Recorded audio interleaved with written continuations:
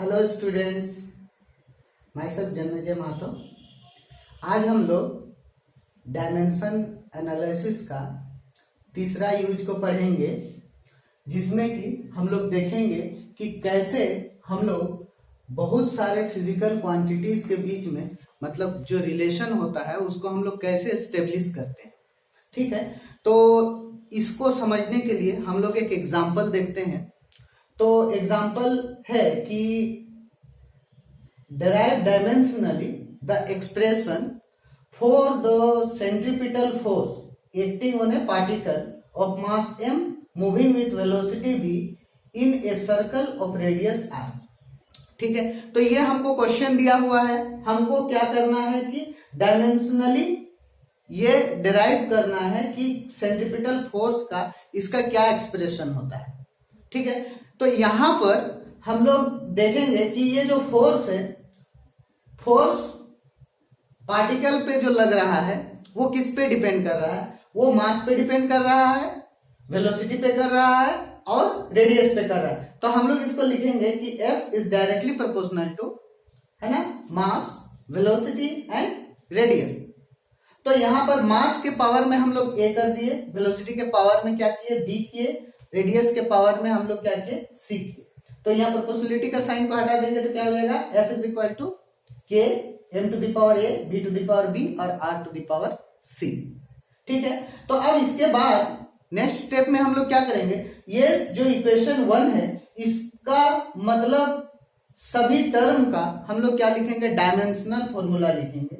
तो अब F क्या है, यहाँ F फोर्स है, तो फोर्स का डायमेंशनल फॉर्मूला क्या हो जाएगा, ml t का पावर -2। और इसके बाद K कांस्टेंट है तो ये डायमेंशन लेस है।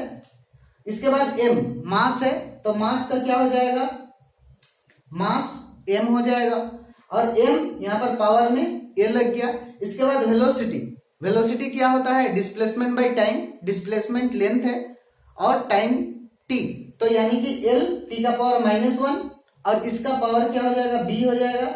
इसके बाद r क्या है, r ये हम लोग का डिस्टेंस है यानी कि रेडियस, तो ये क्या हो जाएगा यहाँ पर l और l के पावर में क्या हो जाएगा, c हो जाएगा। अब हम लोग इन दोनों तरफ इसको ये वाले जो है टोटल इसको हम क्या करेंगे, सॉल्व करेंगे। इस इक्वेशन को m l और t के पावर में लिखेंगे और फिर दोनों तरफ LHS और RHS का डायमेंशन को हम लोग कंपेयर करेंगे और कंपेयर करने के बाद हम लोग A B और C का वैल्यू को हम लोग निकाल लेंगे।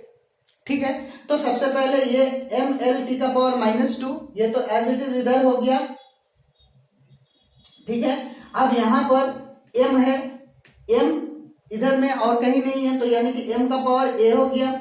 l है तो l t का पावर -1, तो यहां पर b है l का पावर और यहाँ c है, मतलब पावर ऐड होता है तो l का पावर क्या हो जाएगा, b प्लस c और t का पावर है -1, तो -1 यानी कि क्या हो जाएगा, -b।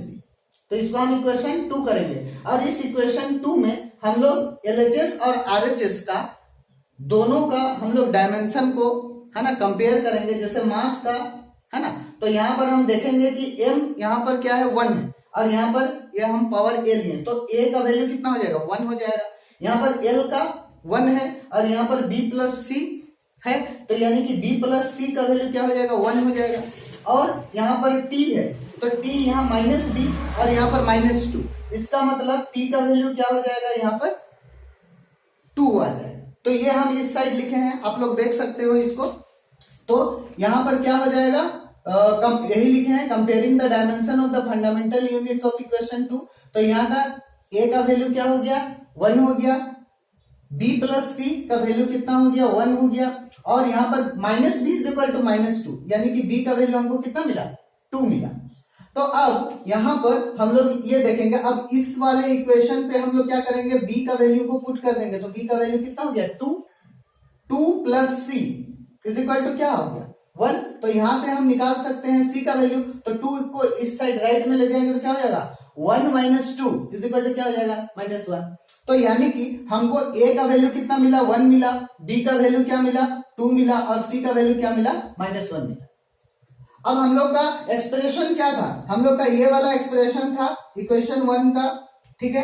तो इसी को हम लोग आगे लिखे थे, यानी कि f is equal to K M to the power a v to the power b और r का पावर था c। तो यानी कि हम यहाँ पर पुट करेंगे a b c, तो m का पावर हो गया 1, v का पावर हो गया 2 और r का पावर हो गया -1।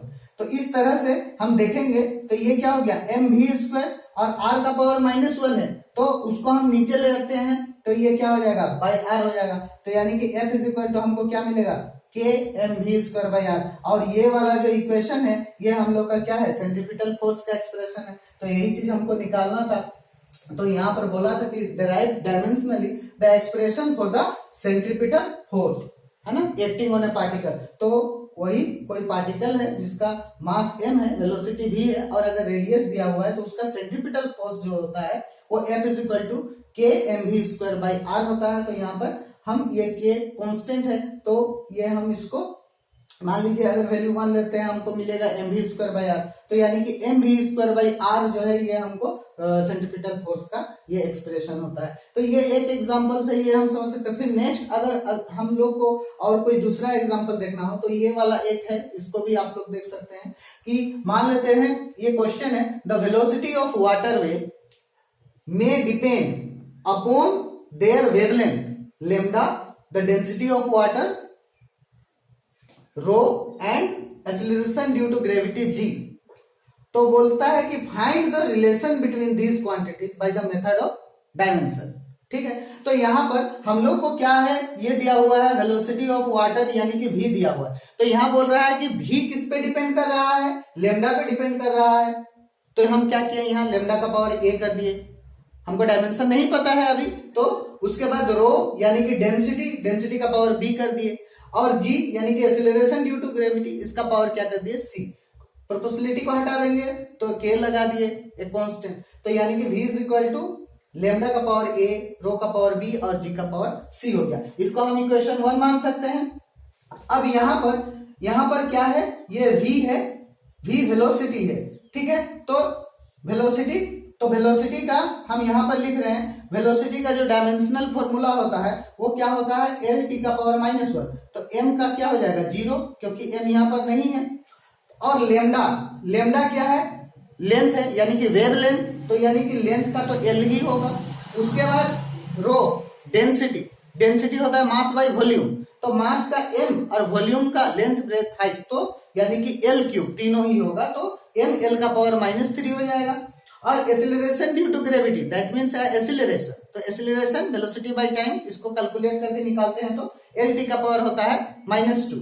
अब हम लोग इस इक्वेशन पे सबको हम लोग पुट करके देखते हैं तो ये हमको लेफ्ट में क्या मिलेगा m0 एल टी का पावर -1 बराबर हमको कितना मिलेगा राइट में, ये तो डायमेंशन लेस है उसको नहीं लेते हैं, तो ये हमको क्या मिलेगा एल का पावर हो जाएगा a। इसके बाद रो है तो रो में क्या आए, तो रो में क्या आया m l का पावर -3 और इसमें क्या हो जाएगा b हो जाएगा। और उसके बाद g यानी कि एक्सीलरेशन ड्यू टू ग्रेविटी इसका पावर हो जाएगा c। तो अब इसको हम लोग m l और t के फॉर्म में लिखेंगे तो ये क्या हो जाएगा m, यहाँ पर b केवल है तो b हो गया l।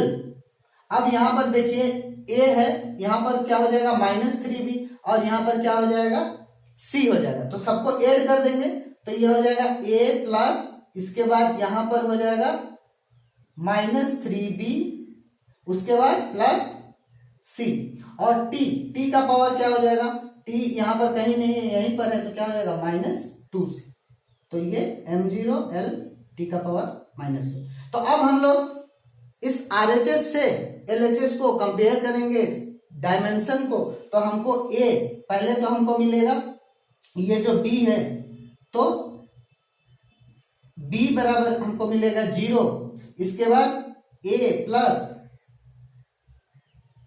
माइनस क्या हो जाएगा माइनस हो जाएगा, तो यहाँ पर A -3B plus C is equal to हमको मिलेगा 1 और तीसरा -2c इज इक्वल टू मिलेगा हमको -1। तो यहाँ पर हम इसको निकाल सकते हैं तो c बराबर क्या हो जाएगा हमको 1/2 मिलेगा, माइनस माइनस कट जाएगा।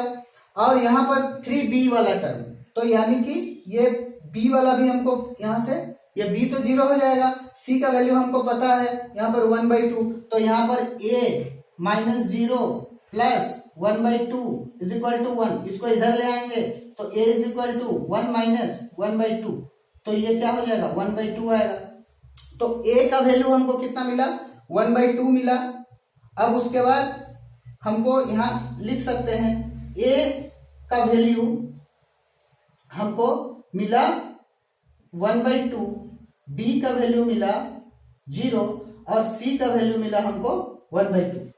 तो अब हम एक्सप्रेशन में ये वाला जो एक्सप्रेशन है यहाँ पर अगर हम पुट करें वैल्यू तो v इज इक्वल टू हमको क्या मिलेगा k लेमडा का पावर a, लेमडा का पावर a का वैल्यू कितना है 1/2। उसके बाद रो का पावर b यानी कि 0 और g का पावर कितना हो गया c यानी कि 1/2। तो यानी कि रो 0 यानी कि वो तो 1 हो गया, यानी कि हमको k 1/2 और g 1/2, तो यानी कि हम इसको लिख सकते हैं k लेमडा g का होल पावर 1/2। तो पावर 1/2 इसका मतलब क्या है रूट हो जाएगा, तो यानी कि हमको मिलेगा v is equal to root under lambda g. तो यही हो जाएगा हम लोग का एक्सप्रेशन वेलोसिटी का। ठीक है, तो इस तरह से हम लोग बहुत सारा एक्सप्रेशन को हम लोग निकाल सकते हैं। आज के लेक्चर के लिए बस इतना ही। आई होप आपको वीडियो पसंद आया होगा। अगर वीडियो पसंद है तो प्लीज वीडियो को लाइक करें, चैनल को सब्सक्राइब करें और अपने दोस्तों के साथ शेयर करें। Thank you.